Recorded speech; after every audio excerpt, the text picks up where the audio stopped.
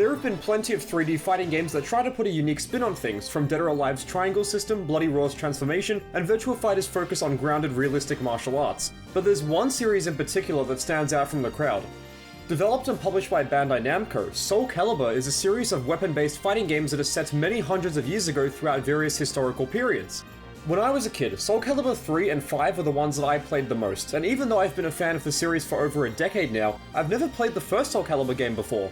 Not only will we be covering the final product, but we'll also be exploring the game's development, reception, and legacy to see not just how the series evolved over time, but also to witness just how incredible this first game was on launch back in the late 90s. Let's grab our swords and enter the stage of history as we get lost in the world of the first Soulcalibur. Welcome back to the stage of history. Even though it looks like the first game in a brand new series, Soulcalibur is actually the second game, as its older brother Soul Edge released first in 1996. According to a series retrospective in issue 55 of Retro Gamer magazine, series producer Hiroaki Yotoriyama revealed that Soul Edge was created as a way for the team to get comfortable with making fighting games, as they had never made one before, and that the team were interested in exploring the possibilities of a fighting game based around weapons. Fortunately for Namco, their brand new weapon-based fighter was a smash hit, earning critical acclaim and strong sales, so the decision to greenlight a sequel was quickly made. Unlike most fighting game studios in the 90s, Namco wanted to avoid releasing a direct sequel right away, however, so instead they went back to the drawing board to analyze what they could change and improve. The Soul Edge developers weren't alone, however, as they were frequently collaborating with Namco's tech and development team, and the two groups would share ideas and feedback and technical information. After our work on Soul Edge, we turned our attention towards developing a fighting game that featured normal weapons known the world over, which we moved into quite naturally. From that time on, Namco's beat-em-ups were running along two lines of production, the Tekken line and the Soul Edge line, but we were combining our powers. We had mutual technology and we shared our development know-how. With their combined efforts, development on Soulcalibur progressed smoothly, and the developers behind the game were able to include world-class graphics and gameplay. Also, the name Soulcalibur was chosen via a portmanteau of Soul from Soul Edge and Calibur from Excalibur, King Arthur's sword. I think that combining these two words makes for a really cool name, and Namco thought so too. One of Soulcalibur's gameplay hooks is the 8-way run system, and according to Yotoriyama, once we'd finished Soul Edge and had moved on to work on Soulcalibur, it wasn't the case that we decided at the start of the redevelopment process to implement an 8-way running system, but rather that it came about as the result of much time spent conducting various trial and error experiments. At that time, we had a separate game project at the prototype stage, which involved running around a field. We thought that looked like a lot of fun for some reason, so we ended up borrowing that motion system and just tentatively tried to reuse it in Soulcalibur. When we implemented that technology, we were surprised that it appeared to have an affinity with the system of vertical and horizontal weapon attacks that was already in place in Soul Edge. It was then that we first saw the potential of developing a really entertaining game along those lines, and from there we began work on a project that adopted the 8-way running system in-game. Soulcalibur was inevitably announced in January 1998, and a magazine I found online reveals that the temporary name, New Weapon Fighting Game, was used publicly. The game was shown in greater detail at E3 1998, but fans outside of the event would have had to read Gameplayer's magazine to find out more info. Despite not being in English, I presume the 50% in this sentence means that at this point, the game would have been 50% complete, although these screenshots appear to show the game in a polished form. Yotoriyama also explains that a total of around 60 to 70 people developed the arcade version, with 40 to 50 working on the Dreamcast port. Developed for Namco's very own System 12 arcade board, having to port the entire game to a console with completely different hardware would have been a nightmare. No, not you. And the developers only had 7 months to complete this port, which is considerably less time than the arcade version's 14-month cycle. I remember how different the special characteristics of the System 12 and Dreamcast hardware were. Coloring methods, the accuracy of internal calculations, translucency display methods, the differences seem to be endless. Porting the game from System 12 to the Dreamcast might seem like a simple proposition, but even then, neither piece of hardware gave us a surplus of power to work with. It wasn't like today. So while we were aiming for total balance, the fact that we had to economize various aspects of the Dreamcast game was no different to how things worked with the System 12 version, and on top of all that, we only had 7 months to develop the Dreamcast version, which was a really short deadline, and it put a terribly strict imposition on development. The Retro Gamer article goes on to explain that while other developers resorted to porting shortcuts that saved time but lowered quality for their titles, the Soulcalibur Dreamcast team refused to make any compromises, and they wanted to maintain quality no matter the cost. Every aspect of the game was developed by people who would not give up and who possessed the will to investigate all possible solutions. It was the product of people who did whatever was necessary. Being able to bring such a game to users and have it evaluated by them, and sensing that they'd appreciated what we wanted to put across, we were extremely happy. Toriyama continued by saying that Namco analyzed other fighting games that were being released at the same time, and they made a brainstorming document with the intention of figuring out which new modes and features the average player would resonate with. Due to the Dreamcast port's tight development cycle, not every planned feature made the cut, like Soul Edge's extra weapons mode and the ability for characters to enhance their unique weapons, but it's claimed that all the scrapped ideas for this game made it into future games in the series, so none of it was lost. As for the game's characters, an online interview with Toriyama from 1998 found on Namco's official website explains that Soulcalibur expresses the fun and diversity in weapon combat. With weapons you may clash or that have the various differences between the weapon's power, angle, or weight will greatly improve fighting styles.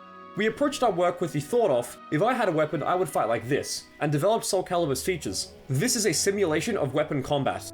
Like in any fighting game, characters in Soulcalibur can also fit into certain archetypes as they each have their own fighting style. Coming up with all these unique ideas for the game's character roster led Toriyama to believe that it was a more interesting game than Tekken 3, although he does mention how hard it was to balance the game as a result. Soulcalibur has a roster of 19 characters, with the majority of them returning from Soul Edge. They each look, sound, and feel totally different to play, so we can immediately tell that the game has fantastic character variety. But it's not just about the characters themselves, because their weapons also take center stage. From Mitsurugi's weathered katana, Max's flamboyant nunchucks, Astaroth's devastating axe, and Sophidia's trusty sword and shield, each weapon has its own story to tell, and they're animated beautifully. Even though Soulcalibur is decades old now, its characters still animate terrifically, and I can only imagine how impressive this would have been back in the 90s. All the characters look ready to fight at any moment while still showing personality via their idle animations, and this combination of efficiency and style helps the characters resonate with the audience. When I was a kid, Maxi was my favorite character because he just looked so cool in motion. His animations were so fluid and full of energy, and I was immediately drawn in by the way he looked and moved. And now that I'm older, I'm also starting to appreciate some of the other characters that I never used to care about. Watching them fight is one thing, but commanding their movements yourself is another, however. Soulcalibur has 4 buttons: horizontal attack, vertical attack, kick, and guard. Having buttons dedicated to attacking in a specific direction is very unique, and it helps the game to stand out. All of the buttons' functions are immediately obvious, and you can start to perform some awesome looking combos and throws with relatively low execution, making Soulcalibur a great game for casual players. There do exist more advanced techniques, thankfully, and these range from air teching, shift stepping, where you freely sidestep in any direction, usually to avoid vertical attacks, guard cancelling, where you cancel move startup frames into a guard buffering, a way to use guarding to switch up your movement patterns during an attack, and deflects, just to name some of them. However, the most important gameplay hook is the 8-way run, and this is incredibly easy to do. Simply hold the stick in the direction you want to run, and that's it. No complex execution required. This system is brilliant, as it allows players to intuitively interact in a match in their own unique way. For example, a defensive player might use the run to keep at a distance and poke the enemy, whereas an offensive player can use it to rush the enemy down and stay in their grill, pressuring them constantly with quick strikes and throws. As a fighting game player who focuses on offense, I can't put into words how much I love the 8-way run. Freely running around in any direction I want and being able to spring back into action at any moment is great fun, and it simply never gets old. Players of all skill levels can find unique ways to use the run, and I imagine running away from the larger characters can help out in certain matchups.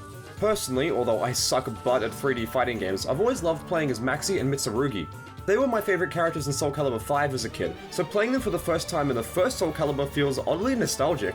I sure as hell can't remember every single move and hit property that belongs to them, but even performing some basic combos and whiff punishes feels fantastic, and there's nothing like making a read and landing a cool parry. I also tried out the other characters, and they're really enjoyable too. Whether you like big and slow behemoths, average all-rounders, or the reason why many fighting game fans are into bondage, then it's safe to say that you'll find a character that resonates with you in the game. Another major gameplay feature that I haven't even covered yet are ring-outs.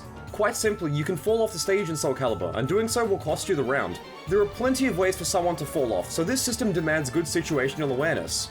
Learning the layout of each stage is crucial for high-level play, as it sucks to lose this way. Having your back to the edge of the stage is terrifying, as one wrong move or quick mistake in the heat of the moment can cost you the game. If you're the aggressor in this situation, however, try landing a juggle combo on the opponent. It's possible to combo them off the stage, and this simply never gets old. You also have to be careful when using the 8-way run, because it's absolutely possible to miscalculate the angle you're going at, leading to you falling off yourself. Another aspect of this game that I love is its overall depth. The game seems really simple on the surface, but trying to memorize all the mechanics and unique character techniques is a tall order, and some of these guys have very unique fighting styles, to put it lightly. They each have countless attack strings and throws that best connect at certain angles, so you can't get away with spamming strings with lots of highs against an aware opponent, for example. Finding a good mix of attacks with your character is the key to victory, as you have to know not only when to strike, but where to strike too. Characters also have different optimal attack ranges, adding to even more complexity. throwing out slow buttons up close against a speedy fighter like Taki isn't the best idea, so you'd want to hit her from a range she can't hit you at. I imagine that there are a million and one other things I can't mention because we'd be here all week if I did, but the bottom line is that Soulcalibur is an expertly designed game, and even I as a new player am having a lot of fun with all of its mechanics. Part of the development team's intention with the Dreamcast port was to jam it full of awesome modes and features for a home audience, so let's see what they included here. For starters, in the beginning, around half of the character roster is locked, and you can unlock them by playing arcade mode. This is a series of 8 fights, with the first 6 of them being against randomly assigned opponents. After you beat the final boss, this mode is over, and you can play it again as someone else to unlock a new character. Playing arcade mode over and over and over again with different characters to unlock new ones is straight out of the old school Tekken games, and I quite like this. The other modes like Versus, Team Battle, Survival, and Training are all pretty standard, so there's nothing out of the ordinary here. The most interesting mode, at least in my opinion, is Mission Mode. Quite simply, you play through a bunch of levels to earn special points, which you can then use to buy new content in the game's gallery. This gallery allows you to view artwork, character models, weapons, etc., and it even lets you customize the opening cutscene. This is a really small feature, but I really like it, and I can't say I've seen anything else like this in any other fighting game series that I've played. A lot of modern fighting games don't really have galleries, so browsing through the content in Soulcalibur was incredible, and my favorite things here have to be the martial arts showcases that I've included in the video every now and then. Having the opportunity to sit back and watch each character do their thing uninterrupted is pretty much the developers just flexing their animation skills, and they've deserved it, honestly. Going back to Mission Mode now, I'm a sucker for modes like this in fighting games, so I was super excited to jump in and give it a go. This mode takes place on a large map, and you can move your Windows mouse cursor around to start missions. Not only do all the missions have certain requirements, like beating enemies with juggle combos for example, but they also have these nice little bits of flavor text to flesh out the game's lore.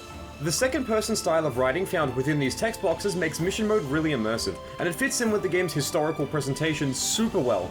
Also, being able to earn artwork as a reward is quite nice, and even though these pictures look a bit dated by today's standards, I don't think that they look bad, not at all. The quality of these pictures and just the game's 3D models in general is still really impressive. As a side note, I was using a completed save file when I was playing this game just to make sure I had everything unlocked so I could show it to you all, so I believe this is why the missions are so difficult going in. A lot of these missions have high difficulty ratings, so they do require some trial and error, but it feels great when you finally manage to complete one. The AI here isn't messing around, and trying to beat this mission, for example, with only throws and unblockables gave me some trouble. If you run out of life once, you're kicked all the way back to the map screen, so you really have to prepare before attempting one of these. One of my favorite missions is the one where there's a massive gust of wind blowing you and the opponent towards the edge of the stage, and if you make contact, your character explodes and takes big damage. There's also a mission where you have to fight Mitsurugi while at super low health, although your life bar does recover over time, and I thought this mission was really hard. Mission Mode's incorporation of these party game-like elements helps it to stand apart from regular versus mode, and the twists and turns you have to deal with here will make you rethink certain matchups. When you're feeling strong enough, you can enter one of the Chaos stages, and after reading through the very dramatic introductory text, you can begin. As you damage the opponent in this mission, for example, you regain some of their life bar, so it does incentivize you to play aggressively to reduce the amount of poison damage you take. You can't play too aggressively though, or else you risk falling off the stage, and like I said before, one loss and it's all the way back to the map screen. Being booted back to the screen on a loss can be really frustrating, especially if you were nearly finished with the mission, and while I do think that an option to immediately retry the mission would have been nice, it's not a huge deal after all.